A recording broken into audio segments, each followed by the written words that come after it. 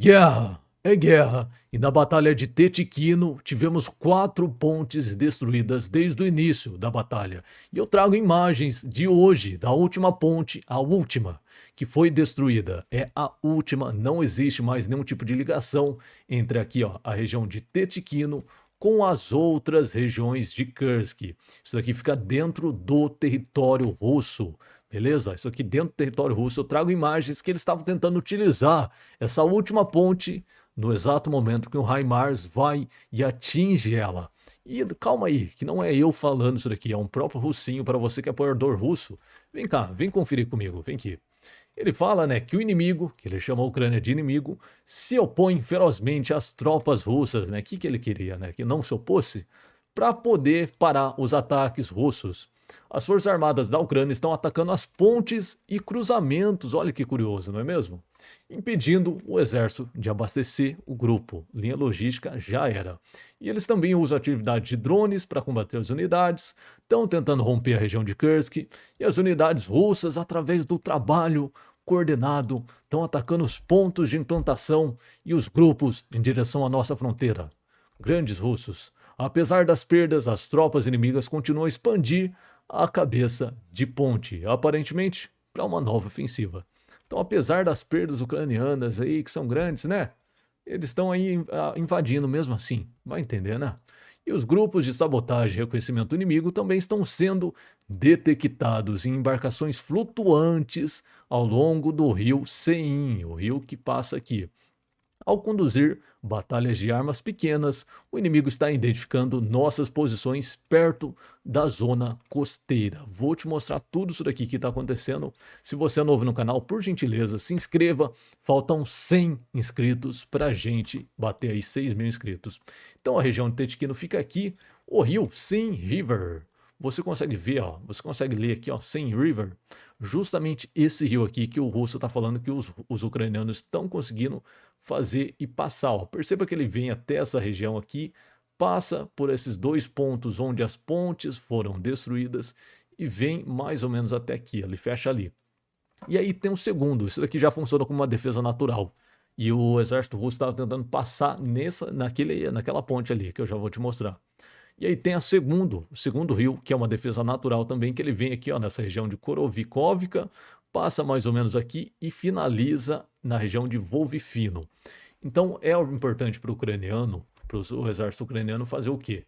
Impedir qualquer tipo de avanço russo na linha logística em cima desse rio. É o ponto de defesa natural do exército ucraniano e também seria o ponto de defesa natural do exército russo caso o exército ucraniano consiga e vai conseguir, viu? Porque se você reparar nessas imagens aqui, teve avanço ucraniano também, que eu já vou te falar.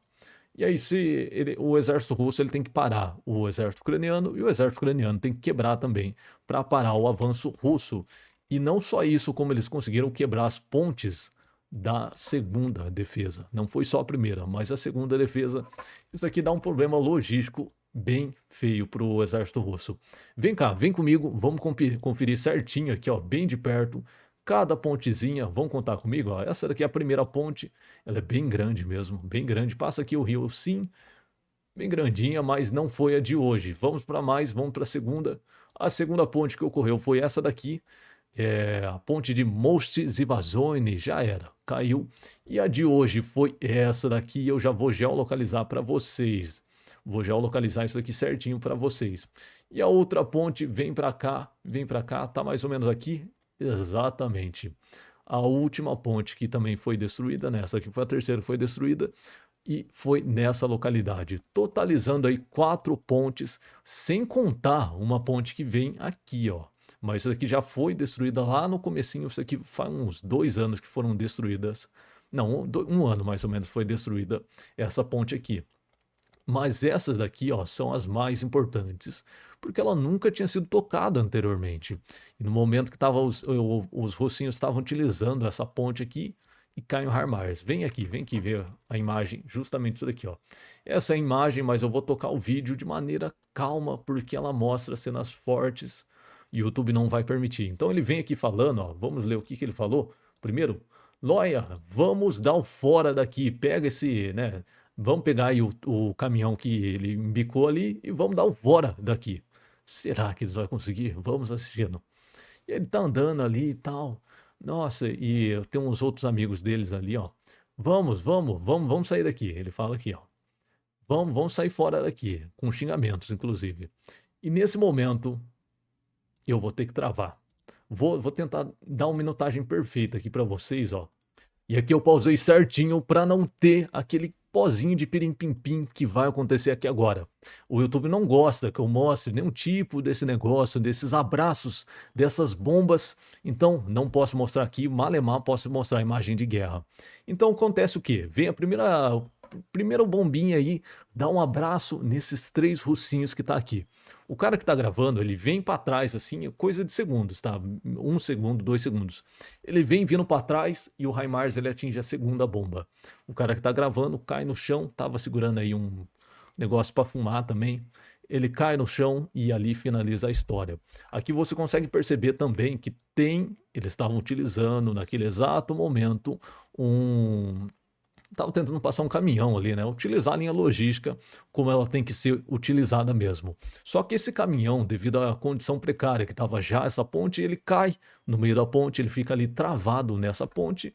E péssima ideia de tentar mudar a situação, né? De tentar salvar esse caminhão naquele exato momento. O HIMARS faz um ótimo trabalho e leva a vida desse pessoalzinho aqui e também a última linha logística que o exército russo tinha. Você vê o desespero deles no vídeo, né? O cara cai aqui, enfim, não posso ficar mostrando muito isso daqui, perfeito? Vamos para mais outras coisas aqui também da região de Kursk, mas antes, só finalizar isso aqui, falar a respeito dos avanços. A Ucrânia garantiu agora um avanço dentro da cidade, eles já estão dentro da cidade, isso aqui já confirmei para vocês. Eles conseguiram chegar mais ou menos até aqui. Tem ainda fontes até russas falando que eles estão mais avançados, só que mais importante que isso, os ucranianos consolidaram essa posição da retaguarda russa. Isso aqui é perigosíssimo. E olha essa zona cinza. Essa zona cinza significa o quê? Que o exército ucraniano eles conseguiram chegar até aqui. Não vou consolidar essa posição aqui ainda, que vocês sabem que eu prezo pela qualidade das informações.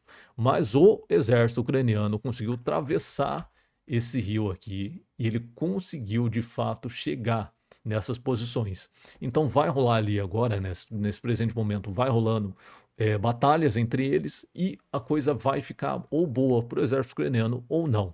Se o exército ucraniano conseguir conquistar isso daqui, olha a situação, perceba que o pessoal aqui de Tetikino tá, os russinhos estão em que situação aqui em Tetikino? Se esse pessoal conseguir avançar aqui, ó, a situação vai ficar feia. A única linha logística que o exército russo tinha vinha dessa localidade, ó. Ele vinha aqui, passava toda essa região e vinha até aqui. Há mais ou menos uns 4 ou 5 dias, a Ucrânia já tinha tomado por drones, eles tinham conseguido tomar isso aqui com drones, boa parte dessa zona da estrada da linha logística, então já estava sendo afetado. E aqui eu mudei para vocês o ângulo, né, para ficar mais fácil, mais fácil para vocês identificar visualmente.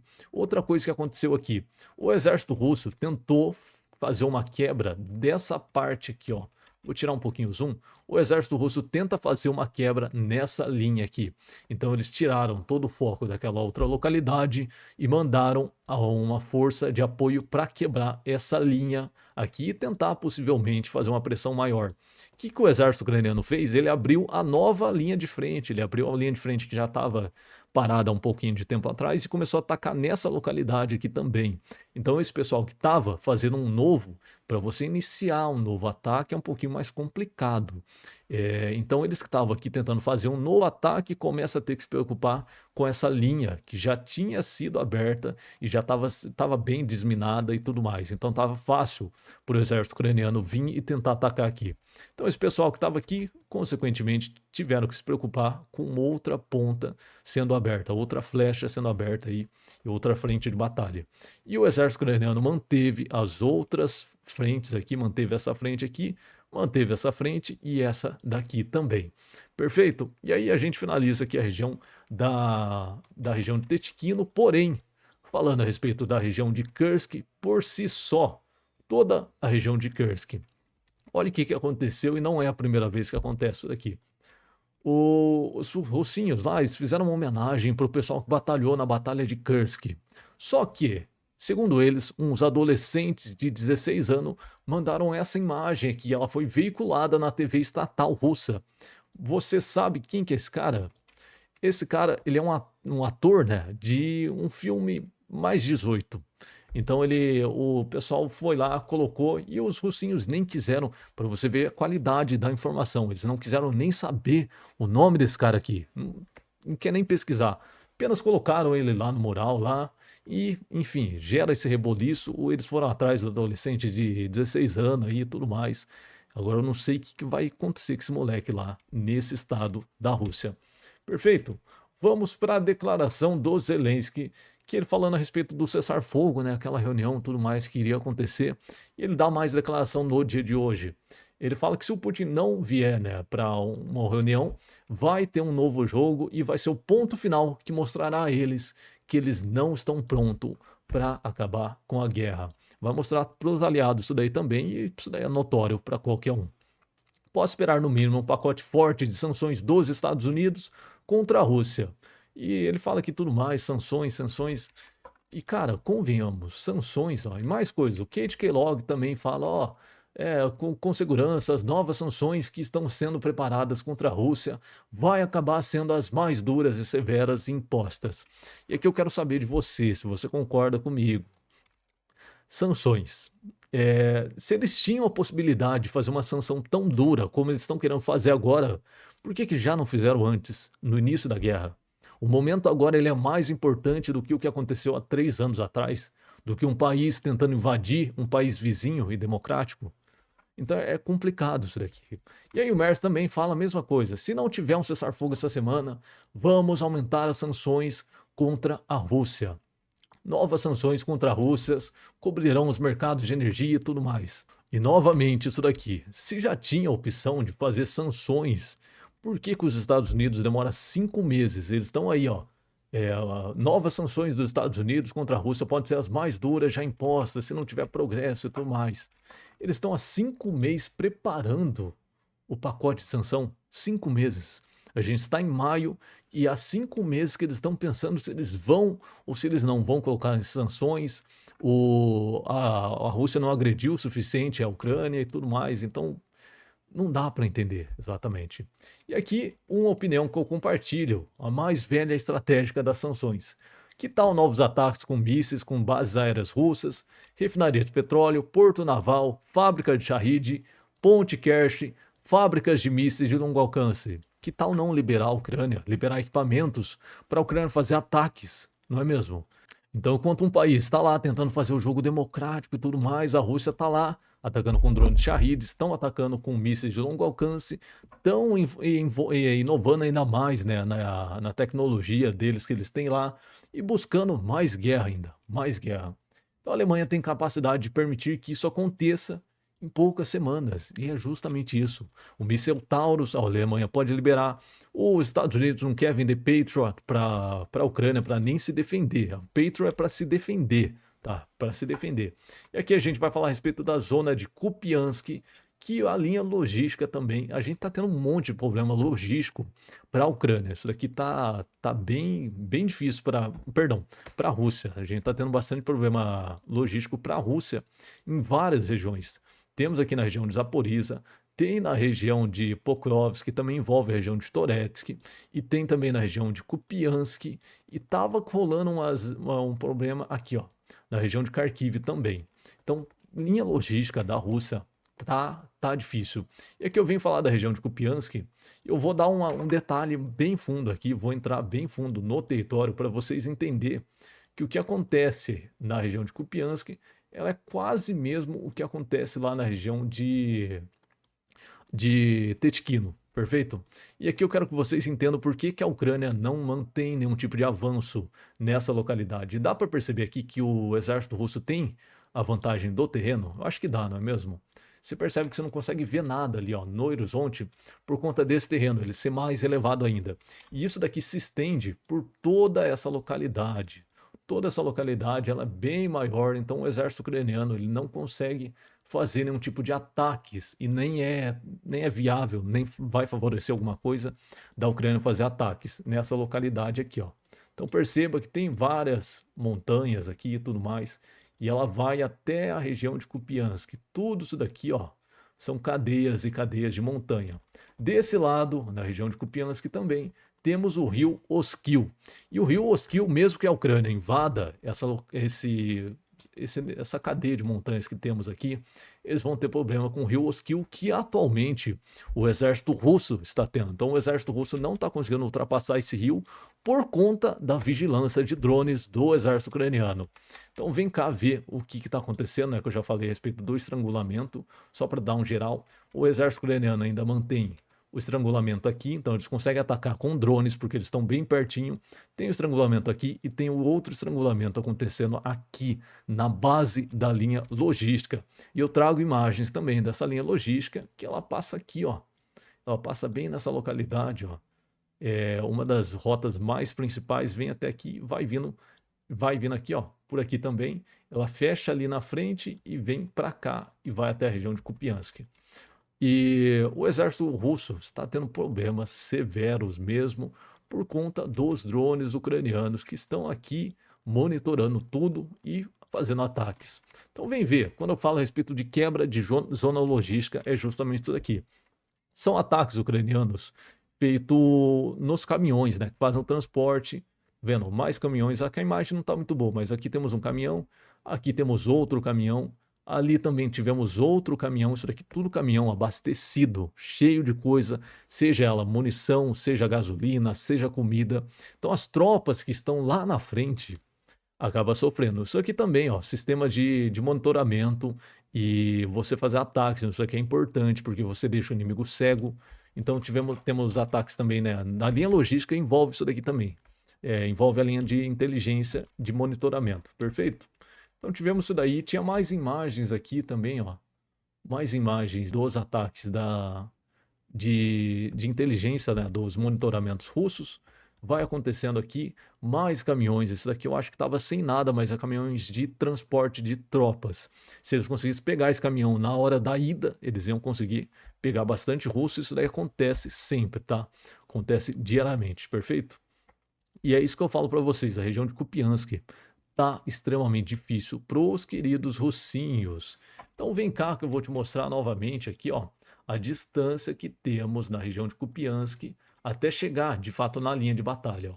Então eles têm que passar, né, o exército russo tem que passar tudo isso aqui que é uma linha logística para conseguir chegar nessa ponta e fazer o ataque. Vamos medir isso aqui para me mostrar com mais detalhes de quantos quilômetros a gente está falando. Então temos aí, ó, 30 quilômetros, tá aparecendo aí no cantinho da tela, ó, 31 quilômetros para você conseguir chegar até a frente de batalha.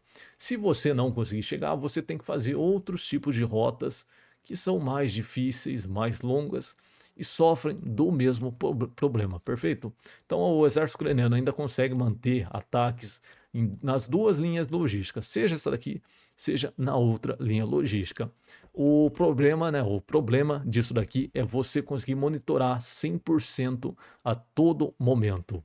Isso daí exige que você tenha bastante drones e você ter bastante drones também é difícil nessa guerra atual. Mas eu garanto que se a Ucrânia tivesse bastante, né, tivesse uma quantidade ainda maior, significativa de drones, isso daqui não estaria dessa maneira. Perfeito? Então esses ataques custa bem caro para o exército russo. Eles vão perdendo muita coisa, uma coisa ou outra passa ali, mas não é o suficiente para você conseguir abastecer a frente de batalha. E aqui o Zelensky fala, né, que o Putin ele tem medo de negociações diretas com o Zelensky. Se você não deixou o like, deixa o like aí, que senão eu esqueço, cara. Então, por gentileza, deixa o like aí, meus senhores e senhoras, por gentileza, tá? A Ucrânia e os Estados Unidos não discutiram o congelamento do fornecimento de armas de um cessar-fogo de 30 dias. Então tem aquele negócio, né? O Putin ele só aceita cessar-fogo se for com congelamento das tropas. E a gente já viu, você que acompanha esse canal sempre, você já viu o que aconteceu lá no cessar-fogo da Páscoa. Cara, o cessar-fogo da Páscoa foi basicamente um playground, né, para o exército russo brincar de fazer movimentações e brincar de fazer ataques, enquanto a Ucrânia fazia a defesa e registrava tudo isso aqui para mandar um relatório para outros países vizinhos, né? Então o Xi Jinping também pediu cessar-fogo de 30 dias. Eu já te falei no vídeo de ontem que isso daqui é bem difícil de acontecer. Se você não assistiu, assista lá. O Witkoff também fala, né, que os russos querem uma solução pacífica, mas vem um já para acabar com tudo, né? Ambos os lados estão tentando entender o que essa solução significa. Qual que é a solução pacífica para uma guerra? Qual que é a solução pacífica para você aí do outro lado, de um país que invadiu um país vizinho? Tem solução pacífica?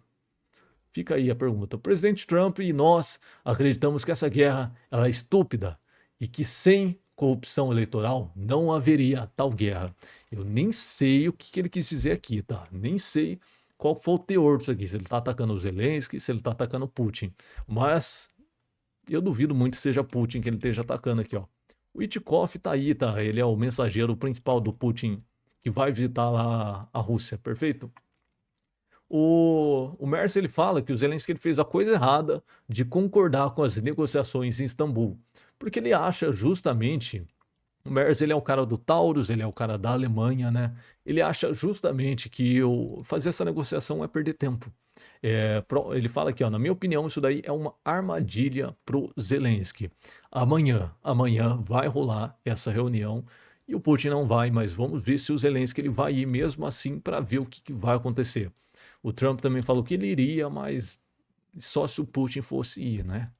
Então Putin não voará para Istambul, não planeja fazê-lo. Ele vai mandar lá os queridos cachorrinhos dele, o Lavrov, e o assessor dele, o Ushakov, para o voo em Istambul, segundo alguns veículos de comunicação russo. Então não vai ter conversa entre Zelensky, não vai ter nada demais. E a Rússia está se preparando aí, né? Esse daqui é o cessar-fogo da Rússia, tá? Se preparar para uma ofensiva muito maior contra a Ucrânia. E então isso daí está acontecendo já faz tempo. Tem forças sendo acumuladas. Vem cá ver, ó. Tem forças sendo acumuladas nessa região do meio aqui, ó. No meio de Zaporizhzhia. No meio de Zaporizhzhia tem forças russas, tá? Sendo acumuladas aqui. Tem ainda aquelas forças russas na região bem específica de Zaporizhzhia. Tem aqui na região de Nova Pavilka, que fica pertinho de Pokrovsk. Então estão se acumulando coisas ali. E na região de Bakhmut também estão acumulando forças. O único local que não está tendo muita acumulação de forças é justamente na região de Kupiansk.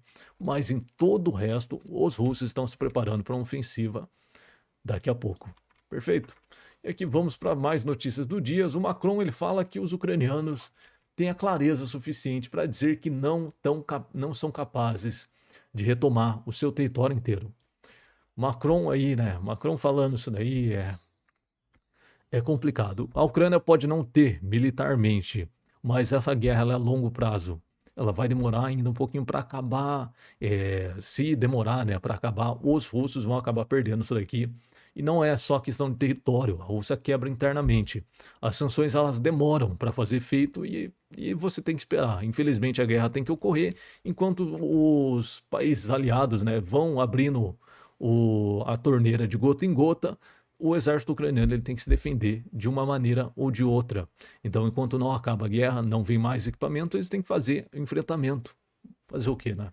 E o Sirski ele afirmou que a Rússia perdeu mais de 177 mil soldados na linha de frente. Cara, a linha de frente está extremamente complicada pro exército russo, tá? Eles estão mandando carne atrás de carne, tá? O aumento de tropas é significativo aí que eu trago para vocês. Tava tendo mais ou menos 1.000, sobe agora para 1.300 e vai aumentar ainda. Então o exército russo já foi confirmado isso. Putin mesmo falou que ele não está dando muita importância para as perdas, que ele está conseguindo contratar muita gente. Ele está conseguindo contratar muita gente para o exército dele.